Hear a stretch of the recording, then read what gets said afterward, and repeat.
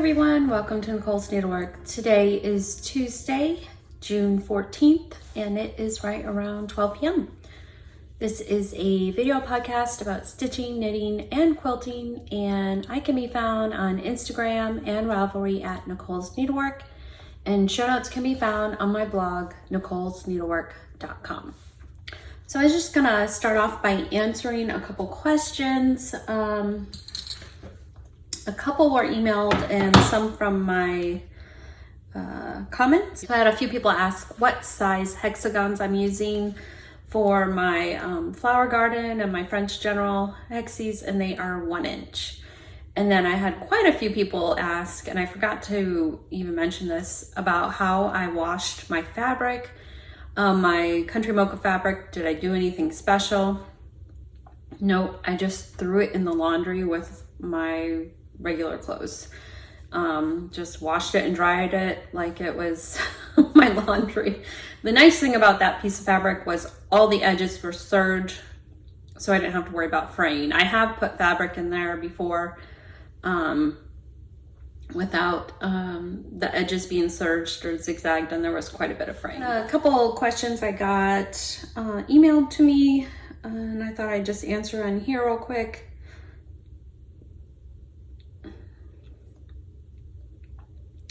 So Sharon asked, when I stitch on 40 count, do I stitch 1/2 or 2/2? I do 1/2. I do 1/2 pretty much on everything, even the smaller counts. I know some people, they do 2/2 on 36, but I don't know of anyone who has done 2/2 on 40. I think it would just be too bulky. So that one. And then Annie asked, how do you store your stash of floss threads?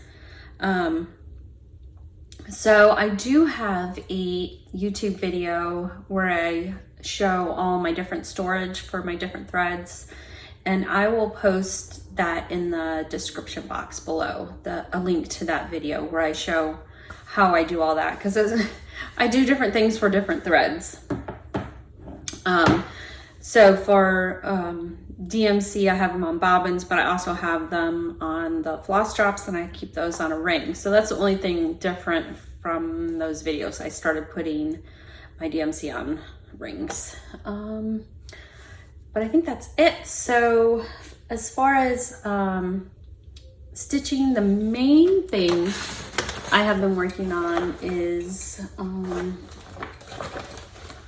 Elizabeth Furnace by Hands Across the Sea. And this is a pretty big sampler. I am using 40 count Vintage Sand Dune by Lakeside Linens.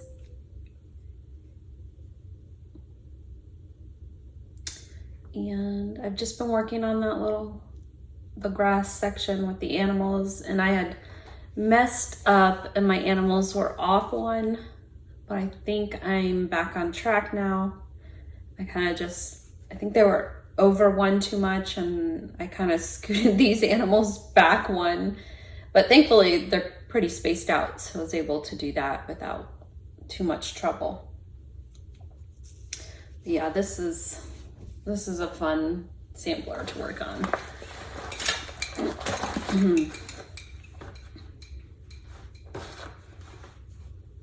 And even though there's a lot of grass, because it's like blocks, different colors, it makes it a little more interesting. And I am using the called for Avera Soie d'Alger, and I got a couple skeins or spools of 103 for the over 1 words, and I originally got, let me see what color is this. So I originally got 492, and then someone suggested 517, so I got a skein of that too. I guess I could take them out of the plastic. So we'll see when the time comes which one I prefer. on the linen. I think they'll both show up fine. The darker one would probably be better. So we'll see.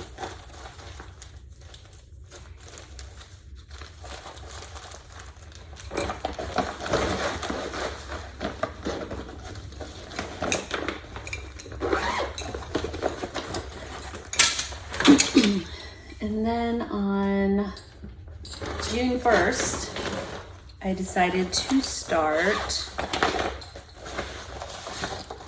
June Morning by The Good Housewife. And I've wanted to stitch this for years.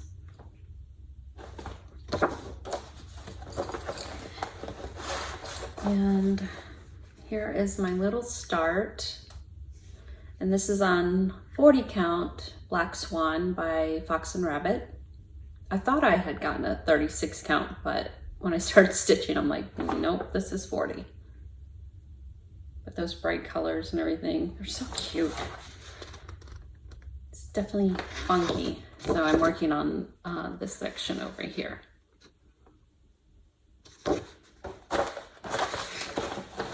And unfortunately, this is a out of print pattern. But here's all the DMC.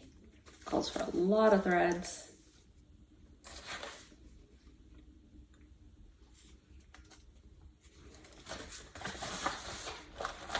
And then yesterday, I decided to start Mercy Megginson, 1849 by Heartstring Samplery. I just got the PDF from the Heartstring Samplery online shop. So I started this on a piece of 40 count vintage sand dune. I love the modeling in this piece of linen. It's so cute. I love these bright colors. And I just got a little bit of Eve done there. Here are all the threads. Just a combination of DMC, Classic Colorworks, and Weeks. But yeah, it's a really cute one. I was having a lot of fun stitching this yesterday. So as far as stitching, that is pretty much all I've worked on. I did end up coffee dyeing the threads for this, and it was very easy. I just followed Brenda's instructions and put the threads, like she says, on a paper towel in the oven on 200 degrees and just keep an eye on it. And I'd flip them every now and then until they dried. And here they are. And it basically just tones them down a little bit and gives them a little variegation. I don't know if you can see, probably can't see too much, but I don't know. I think they turned out really pretty. They smell good too. And this pattern is Elizabeth Hunt, 1845. So very pretty. I've not picked out fabric for that yet. Another one I've been really thinking about starting soon is Regina Habel, also by With Thy Needle and Thread, Brenda Gervais. And here's all the DMC. The colors are so pretty. And then I was going to use the called for antique lace, but I found a piece of Affogato that I think would be really pretty. So this one is definitely calling to me. So I did finish some knitting. I had actually finished this before my last video and I forgot to show it. So this is my sampler cowl, and we got this kit in Utah last year. Susie Reno, she's been working on it, and it was just a lot of fun because it's different.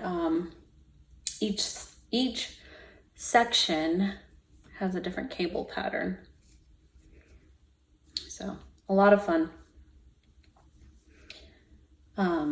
So I blocked it, and I actually did, this is the one where I did the 3 needle bind off right here. I think it turned out fine. I decided to do that instead of doing the Kitchener stitch and grafting. So yeah, I think it turned out okay. And then, so basically just kind of wrap it around. Not that I can wear it anytime soon. It's way too hot. We're having a heat wave here in South Carolina. I think it's supposed to get up to 98 with a heat index of like 115 or something. Although it is pretty cloudy right now, so that's probably helping things. But yesterday it was very hot. So yeah, that's my sampler cowl, and I'll have all the details about, because I can't remember who it's by, and the yarn I used. I'll put that in my show notes. And then I finished my Cladonia shawl. And this was a lot of fun to work on. And I think it turned out really pretty. And this is by Kirsten Kapoor.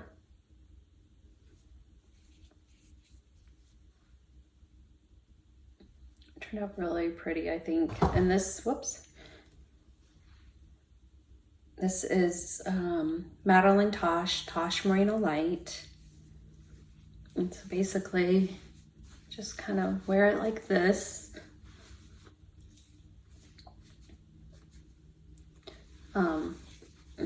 And the blue is called Fallen Cloud.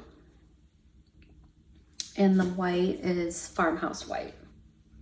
So and this is what I have left. So I have a lot more of the white left than the blue. So, but yeah, I think it turned out really pretty. I love that lace section.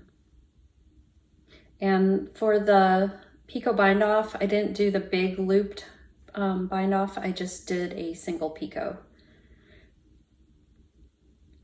But yeah. Oh, and I forgot to share this quilt last time also. My mom sent me this quilt. And the pattern is by Laundry Basket Quilt. I believe it's called Flower Shop. And she used pretty much all Laundry Basket fabrics. It's like Cloud 9 and I think it's called Bluebird. But it's so pretty. And this has been in my, on my couch in my living room, on my love seat. Yeah, I love this quilt. She did all the quilting herself. She did the zigzag quilting, which is her favorite way to quilt. But yeah, so pretty. So I originally started the Striped Study Shawl by Vera Valimaki. I don't know why I can't say that today. And then I ended up starting a different one of her shawls, which is called The First Light. And it looks like this.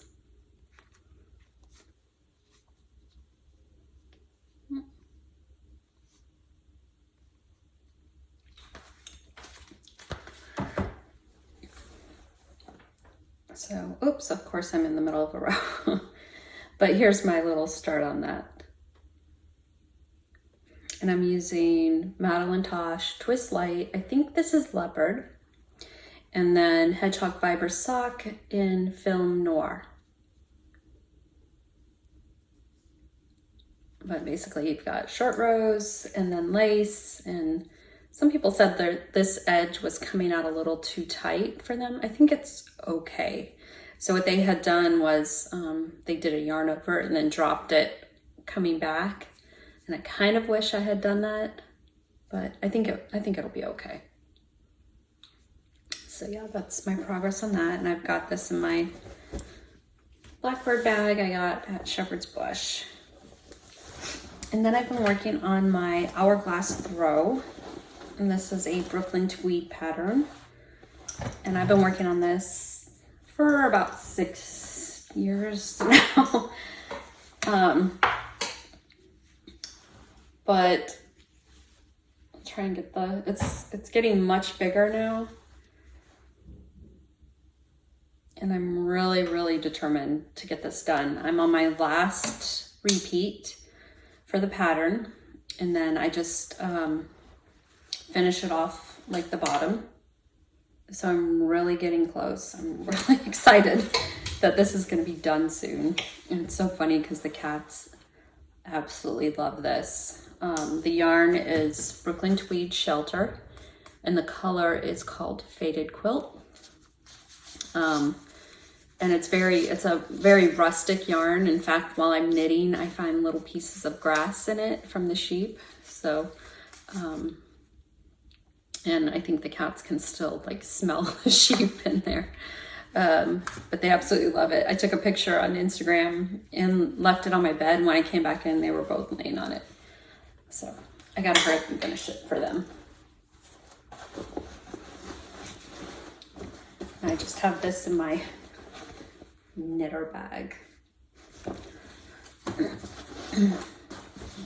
All right, so that is stitching and knitting. My flea market blocks for May, and I need to get going on my June ones. And this is a stitch along. I'm trying to see if I could find a picture.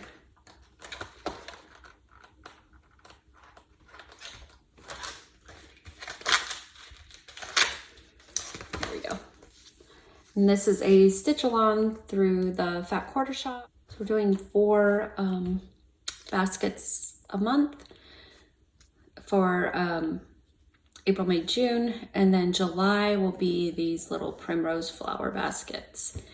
I would like to try and get this sewn together, and then before I start on these guys here. So we'll see if that happens. But I'll just go through these real quick. And honestly, I think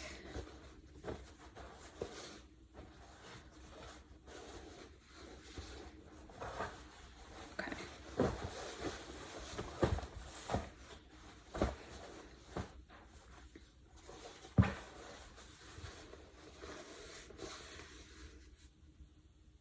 There's that one.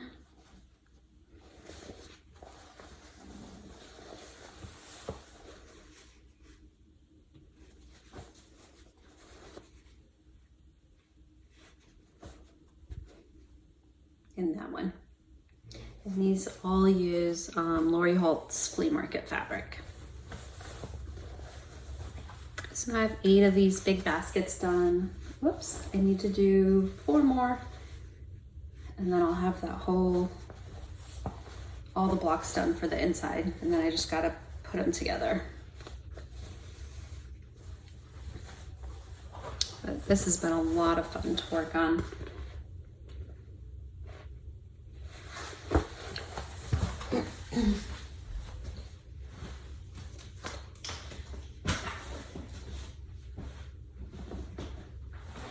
And then while I was driving down to Florida, I realized, because I would sometimes stitch in the car, but I realized doing these English paper piecing flowers were actually really good for the car. So I got some more of these done. I've got quite a few done now. Let's see, I have 1, 2, 3, 4, 5, 7, 8, 9, 10. So I have 10 of these done now. I'll just go through real quick. And this is the Jelly Garden quilt. And I'll put a link in my show notes where you can find it. And it basically uses one jelly roll and background fabric, of course.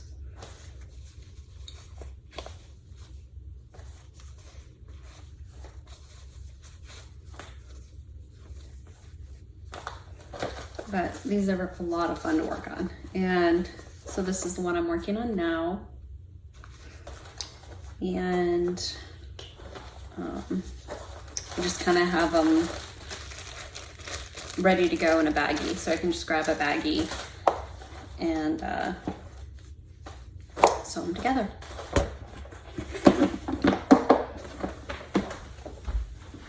And then I did work on my French General flowers a little bit. And this one is, these are the smaller flowers. And so I've got a good stock of these. But yeah, they're so pretty. I love these. So I'm working on those. And again, these are 1-inch hexagon papers. And then I wanted to do like a project bag made out of the hexagons.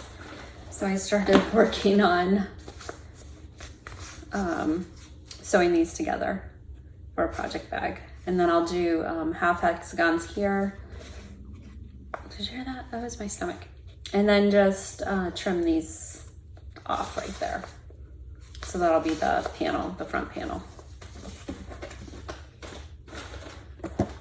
And here I just have all my, oops, get in there.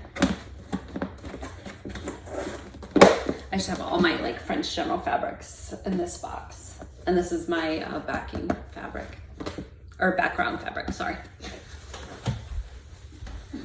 And then I decided to start, well, let me show this first real quick. So here I have my French General hexagons that are ready to go. And this is just like a box that pins come in, and I just have my little bobbins, and just fits better in here than that other box I was using. So then I was looking at the Kansas Dugout quilt, and a Kansas Dugout quilt can be machine pieced, or you can do a English paper piecing using honeycombs and squares. So I decided to start a Kansas Dugout quilt using Lori Hope fabrics, since I have quite a bit left over from the flea market quilt and just other projects I've done. And I decided to make it completely scrappy. So what I did was I downloaded a template to cut your own papers, basically on Etsy. And I realized, and then I decided to order some papers because, you know, it'd save me from having to cut everything. And then I realized the papers I got in the mail were bigger than what I cut. And I couldn't figure out what I had done wrong. And then I noticed that the ones I printed for A4 paper instead of letter. So I was like, well, that makes so much more sense now. And then when I got the 1.5 inch papers, I realized they were a little bit too big for the fabric I had already cut. So I decided to go down to 1.25 inch. So anyway, all that to say was mine were 1 3/8, and I decided to make them into a little project bag, what I had already done. And then what I hadn't sewn together, I just took out the papers and reused the fabric for the 1.25 inch, which I printed on letter size paper, not A4 paper, so they will be correct. And I measured. Yeah, measuring usually helps. But anyway, I did this little project bag. I'm so happy with how it turned out. There were a couple changes I would make next time. So what I did was, let me take this up. I sewed the backing, or I quilted the backing. So this is quilted, and I realized it doesn't need to be quilted. So I used my lining, which I don't know. Looking back, I could have cut another piece for lining. So here I have no seams, and it looks nice and everything, but down here I have seams. So it's fine, it's whatever, it's for me, it's not a big deal. And then I would have done some top stitching here because my zipper is kind of like sticks out a little bit. Again, no big deal, but I'm really happy with how this project bag turned out. I think it turned out really cute. And it's all Lori Hope fabric. The lining is the B cross stitch. And I believe this is, I think this might be from Granny Chic. But anyway, all the fabrics are different. Flea Market, Stitch, Granny Chic, Farm Girl Vintage 2. And then, so what I've been doing, I've been putting, so I have my honeycombs here, and then I have my squares here. So it's 1 1/4 inch honeycombs and 1 1/4 inch squares.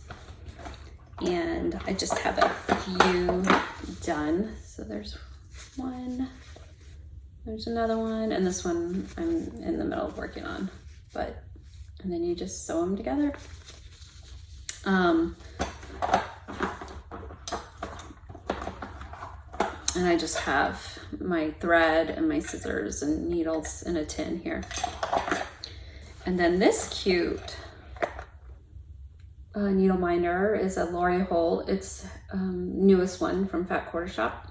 Or I guess you can get it at other shops, but Fat Quarter Shop sent it to me, which is very nice of them. It's so cute. They also sent me a couple patterns that I will share in a future giveaway. But yeah, there's my little box. And I was just like, I did not do this on purpose, but my little box fits in my project bag just perfectly. So that was like a happy surprise there. So yeah, very cute. And then I have all my fabrics in here. They're all cut. So originally I'd done 2.5 by 4, and the edges, I just didn't have enough room. There was maybe 1/8 of an inch on each side, if that. And I was really struggling with getting the fabric around the paper. So I thought I'll just go down a size on the papers. It's no big deal.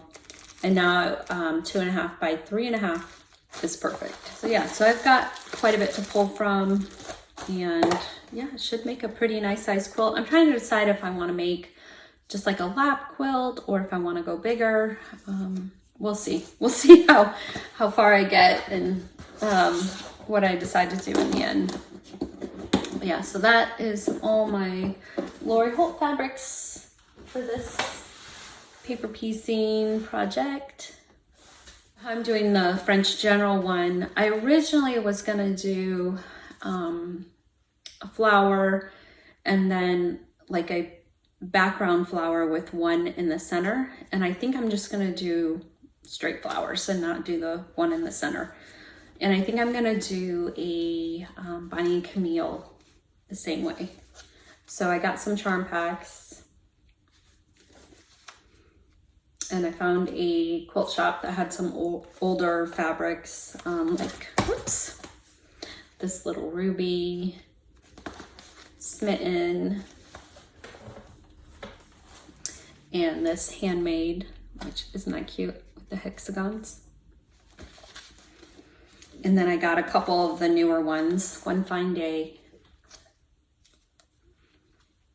So I just love these fabrics.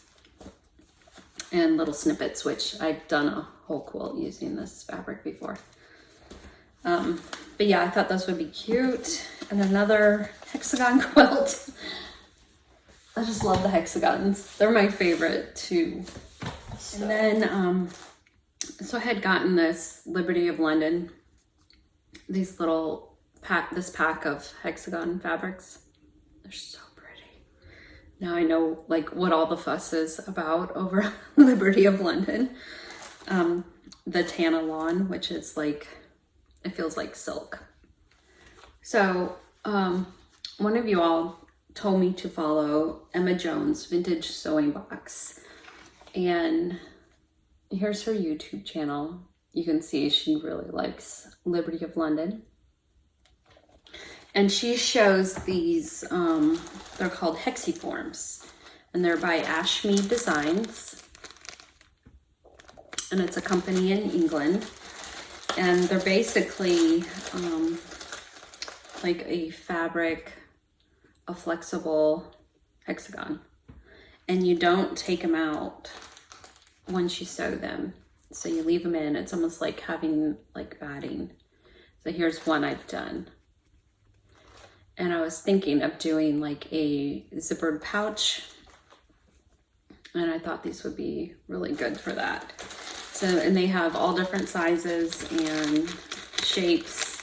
So I got the half hexagons and the full hexagons, and these are both 1 inch.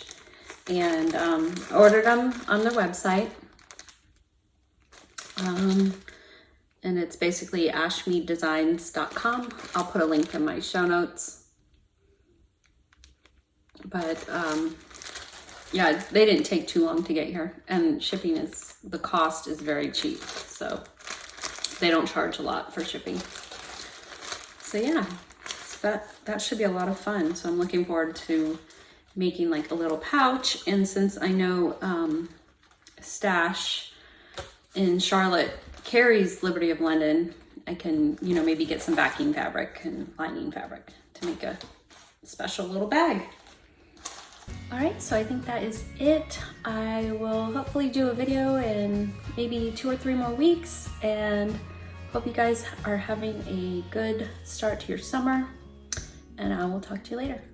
Bye.